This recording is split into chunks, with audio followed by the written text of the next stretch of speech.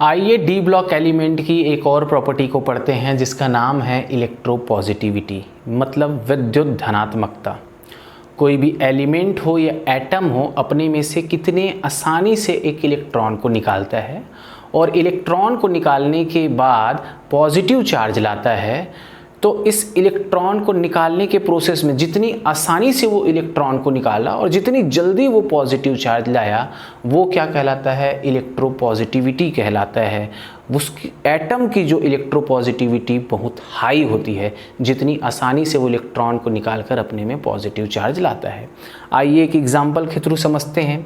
जैसे मैंने ले लिया हुआ है, यहाँ सोडियम ले लिया हुआ है। सोडियम का सामान्य इलेक्ट्रॉनिक कॉन्फ़िगरेशन हम करते हैं 2, 8 और 1 है। अब ना सोडियम से एक इलेक्ट्रॉन निकाल देते हैं। ये लो, सोडियम से हम एक इलेक्ट्रॉन निकाल दिए और सोडियम में ला लिए पॉजिटिव चार्ज। अब यहाँ हम फिर से इसका इलेक्ट्रॉनिक कॉन्फ़िगरेशन करते हैं। अब जो है इलेक्ट्रॉनिक कॉन्फ़िगरेशन हो गया है कुछ ऐसा। पहले इलेक्ट्रॉनिक कॉन्फ़िगरेशन कैसा था? 2, 8 और ये 1 था। अब इलेक्ट्रॉनिक कॉन्फ़िगरेशन कैसे हो गया है? 2 और 8 हो गया है। सोडियम जो है, सोडियम प्लस जब बना लेता है तो इलेक्ट्रॉन बहुत जल्दी निकाल देता है। ये एक इलेक्ट्रोपॉजिटिव एटम है। क्यों जल्दी निकालता है? क्योंकि यहाँ देखिए इलेक्ट्रॉनिक कॉन्फ़िगरेशन है 2, 8 और ये 1 है। ये अनस्टेबल टाइप का है और जैसे ही एक इलेक्ट्रॉन को निकालता है उसमें 2 और ये 8 आ जाता है इलेक्ट्रॉनिक कॉन्फ़िगरेशन। ये इलेक्ट्रॉनिक कॉन्फ़िगरेशन, इलेक्ट्रॉनिक विन्यास किसके समान है? इनर्ट गैस के समान है। इनर्ट गैस काफ़ी स्थायी होते हैं, तो वो भी ऐसे ही कॉन्फ़िगरेशन धारण कर लिया, ऐसे ही कॉन्फ़िगरेशन अपने में ला लिया, तो ये काफ़ी स्थायी हो गया। ऑक्टेट रूल के हिसाब से भी बाहर में अगर इलेक्ट्रॉन 8 हो तो वो काफ़ी स्थायी हो जाता है। इसलिए बहुत आसानी से और बहुत जल्दी, बहुत फास्ट अपने में से एक इलेक्ट्रॉन निकाल लेता है और निकालने के बाद पॉजिटिव चार्ज ला लेता है। इसी को बोला जाता है इलेक्ट्रोपॉजिटिविटी। हमको तो पढ़ना है डी ब्लॉक के बारे में। ये जो डी ब्लॉक हैं कहाँ रहते हैं भाई? एस ब्लॉक में रहते, एस ब्लॉक और ये पी ब्लॉक और बीच में क्या रहता है? D block. हमको पढ़ना है इनके बारे में। ये तो है एस ब्लॉक के एलिमेंट जो कि इलेक्ट्रोपॉजिटिव नेचर के होते हैं। एस ब्लॉक के एलिमेंट सारे के सारे कैसे होते हैं? इलेक्ट्रोपॉजिटिव नेचर के होते हैं।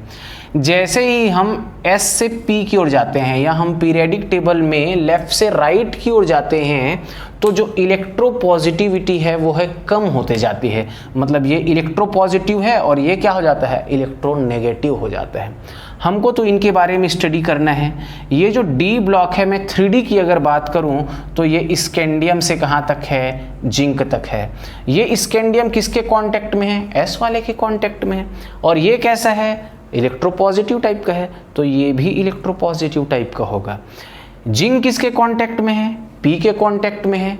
ये कैसा है? इलेक्ट्रोनेगेटिव है, तो ये भी कैसा होगा? इलेक्ट्रोनेगेटिव होगा।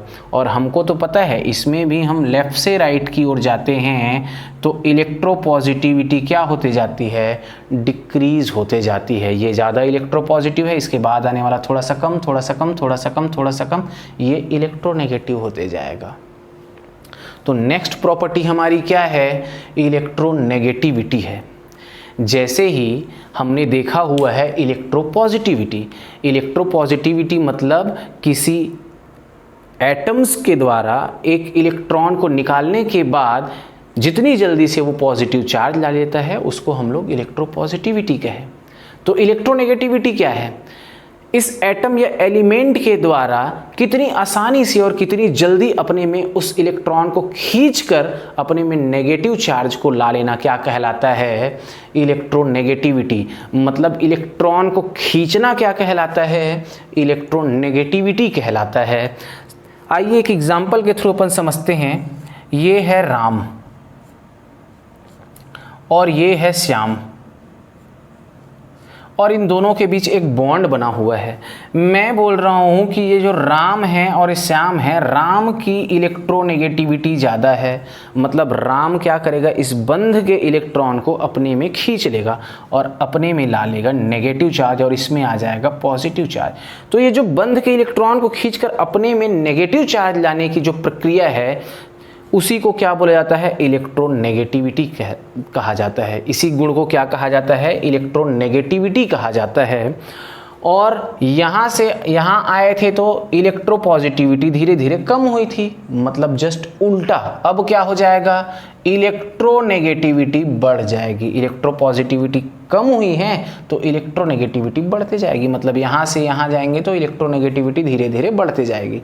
आइए इसको समझते हैं। ये जो मैंने एलिमेंट्स लिखा हुआ है ये डी ब्लॉक के एलिमेंट्स से हैं, और कौन से हैं तो ये 3D वाले हैं। स्कैंडियम से लेकर जिंक तक लिखा हुआ है, और इनकी इलेक्ट्रोनेगेटिविटी को भी मैंने लिख दिया हुआ है। इनकी इलेक्ट्रोनेगेटिविटी कैसे बढ़ रही है, कहाँ कांस्टेंट है, कहाँ कम हुई है, आइए हम इसको समझते हैं इसके इलेक्ट्रॉनिक कॉन्फ़िगरेशन से। तो मैं स्कैंडियम का इलेक्ट्रॉनिक कॉन्फ़िगरेशन कर रहा हूँ। स्कैंडियम का जो इलेक्ट्रॉनिक कॉन्फ़िगरेशन है ये 3d1 और ये 4s2 है। अब हमको तो पता है अभी कहाँ इसमें कितने इलेक्ट्रॉन हैं, एक ही इलेक्ट्रॉन है, और हमको ये पता है इलेक्ट्रोनेगेटिविटी क्या गुण है, बंध के इलेक्ट्रॉन को अपनी ओर खींचने की प्रक्रिया है, या इलेक्ट्रॉन को अपनी ओर खींचने की जो प्रकृति है उसको हम लोग बोलते हैं इलेक्ट्रोनेगेटिविटी। अभी इसके पास डी में कितने इलेक्ट्रॉन हैं, एक हैं, और कितने आ सकते हैं, 9 और आ सकते हैं। तो ये डी वाला जो है एक इलेक्ट्रॉन है, सपोज करिए एक ही आदमी है वहाँ और इलेक्ट्रॉन को खींचना चाहता है तो खींच लेगा ना इलेक्ट्रॉन को, चलो खींच लिया तो इसकी इलेक्ट्रोनेगेटिविटी हो गई 1.3। अब जरा ध्यान दीजिए इसमें, इसका इलेक्ट्रॉनिक कॉन्फ़िगरेशन हम करते हैं तो ये हो जाएगा 3d2 और ये 4s2।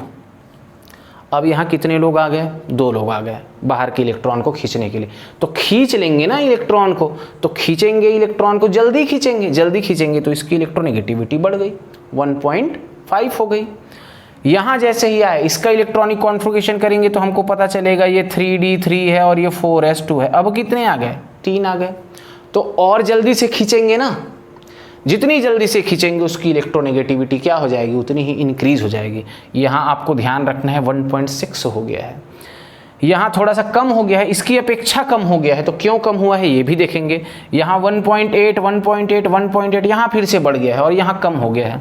तो ये जो बढ़ा हुआ है इसका रीज़न देखते हैं। तो ये क्या है, 3d6 और ये 4s2 है। यहाँ कितने आ गए, 6 लोग आ गए हैं, तो खींचेंगे ही ना, यहाँ भी खींचेंगे और यहाँ भी खींचेंगे, और इनका जो है इलेक्ट्रोनेगेटिविटी ऑलमोस्ट सेम है। यहाँ इलेक्ट्रोनेगेटिविटी फिर से बढ़ गया है। इलेक्ट्रोनेगेटिविटी बढ़ने का कारण क्या है, हाँ भाई इलेक्ट्रॉनिक कॉन्फ़िगरेशन है। इलेक्ट्रॉनिक कॉन्फ़िगरेशन करिए कॉपर का करने से ये 3d10 हो गया और ये 4s1 हो गया। अभी तो ये 10-10 आ गए हैं, 10 आएंगे खींचेंगे, लेकिन खींच के रखेंगे कहाँ, ये भी समस्या वाली बात है। तो कॉपर का एक जो है ये जो है कॉपर 2+ ऑक्सीडेशन स्टेट, ये काफ़ी स्टेबल है।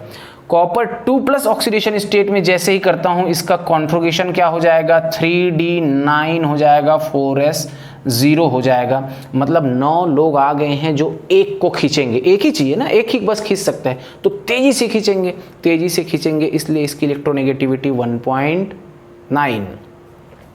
जिंक का जब करेंगे हम, जिंक का जब करते हैं तो ये 3d10 हो जाएगा और ये 4s2 हो जाएगा। और आपको पता है कि जिंक 2+ ऑक्सीडेशन स्टेट में सबसे ज़्यादा स्टेबल है। जिंक 2+ है तो 2 इलेक्ट्रॉन यहाँ से अगर निकाल भी दूँ फिर भी 3d10 है। 10 लोग तो हैं उसके पास बाहर से खींचने के लिए, लेकिन रखने के लिए उसको जगह नहीं है, तो काहे खींचेंगे, अनस्टेबिलिटी काहे लाएंगे। तो इसलिए जो है ये 1.6 हो गया, इससे कम हो गया है। सेम केस देखिए इसमें, इनका जो है इलेक्ट्रॉनिक कॉन्फ़िगरेशन हो गया है 3d5 और ये 4s2 है। अब ये जरा देखिए 3d5 है, ये जो है हाफ फिल्ड है, अर्धपूरित है। 5 लोग तो हैं उसको खींचने के लिए, बाहर से इलेक्ट्रॉन को खींचने, लेकिन अगर खींच के ला लिए तो अनस्टेबिलिटी हो गई, अस्थायी हो गया। अस्थायी वो होना नहीं चाहता, इसलिए वो इलेक्ट्रॉन को नहीं खींचेगा। तो इसलिए इसकी इलेक्ट्रोनेगेटिविटी इसकी अपेक्षा थोड़ी सी कम हो गई है। कहीं कहीं आपको याद रखना है, ध्यान रखना है, वो तो रखना ही पड़ेगा। नेक्स्ट हम प्रॉपर्टी पढ़ते हैं स्टैंडर्ड इलेक्ट्रोड पोटेंशियल। मानक इलेक्ट्रोड विभव की हम बात करेंगे। मानक इलेक्ट्रोड विभव कैसे निकालते हैं, क्या होता है। तो मानक इलेक्ट्रोड विभव जो होते हैं वो 2 प्रकार के होते हैं। एक्चुअल में इलेक्ट्रोड विभव के 2 टाइप हैं। पहला जो है ऑक्सीडेशन इलेक्ट्रोड पोटेंशियल और दूसरा है रिडक्शन इलेक्ट्रोड पोटेंशियल। मैंने यहाँ रिडक्शन इलेक्ट्रोड पोटेंशियल शो किया हुआ है। जब M से 2 इलेक्ट्रॉन निकल जाता है तो ये M2 में बन जाता है। इस प्रोसेस को बोला जाता है ऑक्सीडेशन, इलेक्ट्रॉन का निकलना ऑक्सीकरण कहलाता है। और यही जो है इलेक्ट्रॉन ये M2 में 2+ में फिर से आ जाए तो ये प्रोसेस कहलाता है रिडक्शन। इससे जो पोटेंशियल जनरेट होता है उसको बोलते हैं रिडक्शन पोटेंशियल, और इससे जो जनरेट होता है उसको क्या बोला जाता है, ऑक्सीडेशन पोटेंशियल। मैंने यहाँ रिडक्शन पोटेंशियल शो किया हुआ है। रिडक्शन पोटेंशियल जो है टाइटेनियम से लेकर जरा देखिए जिंक तक मैंने शो किया हुआ है, सबका रिडक्शन पोटेंशियल कैसा है, नेगेटिव है, मात्र एक को छोड़कर, जो कौन सा है वो है कॉपर। वो कौन सा है, कॉपर। कॉपर का जो है रिडक्शन पोटेंशियल वो कैसा है, पॉजिटिव में है। बाकी सारे के सारे कैसे हैं, नेगेटिव वैल्यू है। और जो है स्टैंडर्ड इलेक्ट्रोड पोटेंशियल जो होती है वो लेफ्ट से राइट की ओर जाने पर, लेफ्ट से राइट की ओर जाने पर धीरे धीरे धीरे धीरे क्या हो जाती है, कम होते जाती है। इनकी नेगेटिव वैल्यू जो होती है वो कम होते जाती है। यहाँ आपको देखने को मिलेगा नेगेटिव वैल्यू धीरे धीरे कम होते जा रही, कहीं कहीं बढ़ी हुई भी दिखेगी, लेकिन वैसे चीज़ों को आपको थोड़ा सा याद रखना पड़ेगा, ध्यान में रखना पड़ेगा, लेकिन ओवरऑल नेगेटिव ही होगी वैल्यू। जरा ध्यान दीजिए, इनका जो है क्या है, ये है प्लस में, इनका रिडक्शन पोटेंशियल क्या है, पॉजिटिव है। और ये जो है स्टैंडर्ड रिडक्शन पोटेंशियल किसी के सापेक्ष मापा जाता है। जैसे मैं अपने हाइट को मापूंगा तो किसी के सापेक्ष मापूंगा, विथ रिस्पेक्ट टू मापूंगा। मैं क्या करूंगा, मैं 6 फीट का हूं तो मैं ऐसे ही तो नहीं बता सकता, मैं एक टेप लाऊंगा, पैर के नीचे दबाऊंगा और पैर के नीचे से मैं अपने हाइट को मेज़र करूंगा तो पता चलेगा कि मैं 6 फीट का हूं, 7 फीट का हूं, जो भी हूं मेरे को पता चल जाएगा वो। वैसे ही मैं कहीं मार्केट गया और मार्केट में मैं क्या कर रहा हूँ, मेरे को टमाटर चाहिए 1 किलो, तो मैं टमाटर लेने के लिए गया, मैंने टमाटर मंगा। टमाटर मंगने के बाद मैं बोलूँगा 1 किलो दो करके, तो उठा कर तो नहीं देगा वो, किसी के विथ रिस्पेक्ट टू, एक तरफ तराजू के एक तरफ वो रखेगा वेट और दूसरी तरफ रखेगा टमाटर को। जब 1 किलो हो जाएगा तो मेरे को दे देगा। तो यहाँ जो है किसी के सापेक्ष वाली बात हुई, टेप के सापेक्ष में अपनी हाइट को मापा, उस वेट के सापेक्ष उसने 1 किलो को तौला। वैसे ही स्टैंडर्ड इलेक्ट्रोड पोटेंशियल को हम हाइड्रोजन के सापेक्ष मापते हैं। हाइड्रोजन का जो स्टैंडर्ड इलेक्ट्रोड पोटेंशियल होता है वो क्या होता है, 0 होता है। और इसी के सापेक्ष हम जो है स्टैंडर्ड इलेक्ट्रोड पोटेंशियल का मेज़र करते हैं। सारे जो यहाँ एलिमेंट्स दिख रहे हैं उनका इलेक्ट्रोड पोटेंशियल क्या है, नेगेटिव है। ये जो है हाइड्रोजन है, हाइड्रोजन का यहाँ क्या मान लिया गया है, 0। और सारे जो नेगेटिव वैल्यू हैं वो ऊपर की ओर आते हैं, वो ऊपर की ओर आते हैं। और एक जो है वो है कॉपर, वो नीचे की ओर आता है। किसके नीचे, हाइड्रोजन के नीचे। तो यहाँ क्या आने वाला है, कॉपर आने वाला है। और यहाँ क्या आने वाले हैं, सब के सब एलिमेंट्स आने वाले हैं। सारे के सारे क्या आने वाले हैं, एलिमेंट्स आने वाले हैं। हाइड्रोजन के ऊपर जो आने वाले एलिमेंट्स हैं वो जो है हाइड्रोजन को डिस्प्लेस कर सकते हैं, वो हाइड्रोजन को उसकी जगह से निकाल सकते हैं। लेकिन जो नीचे आने वाला है वो हाइड्रोजन को उसकी जगह से नहीं निकाल पाएगा। वो कितना भी माथा पच्ची कर ले, हाथ पांव जोड़ ले, लेकिन हाइड्रोजन को उसकी जगह से नहीं निकाल पाएगा। लेकिन जो ऊपर आने वाला है वो हाइड्रोजन को बोलेगा चल निकल, तो वो तुरंत निकल जाएगा। यही एक कारण है कि जिंक की अभिक्रिया अगर H2SO4 से हम करा देते हैं तो क्या बन जाता है, जिंक सल्फेट बन जाता है और हाइड्रोजन गैस बाहर हो जाती है। हाइड्रोजन गैस क्या हो जाती है, बाहर हो जाती है। यदि यही रिएक्शन कॉपर के साथ करा जाए, कॉपर की अभिक्रिया H2SO4 के साथ करा दिया जाए तो कॉपर सल्फेट नहीं बनने वाला, नहीं, हाइड्रोजन गैस बाहर निकलने वाली। क्यों, क्योंकि जो कॉपर है वो कहाँ मिलता है हमको, हाइड्रोजन के नीचे मिलता है। और जिंक कहाँ मिलता है, नेगेटिव वैल्यू है तो कहाँ मिलेगा, ऊपर की ओर मिलेगा। ऊपर की ओर मिलेगा मतलब हाइड्रोजन को बाहर निकाल सकता है, और कॉपर जो है नीचे मिलता है तो हाइड्रोजन को बाहर नहीं निकाल सकता। तो ये है स्टैंडर्ड इलेक्ट्रोड पोटेंशियल।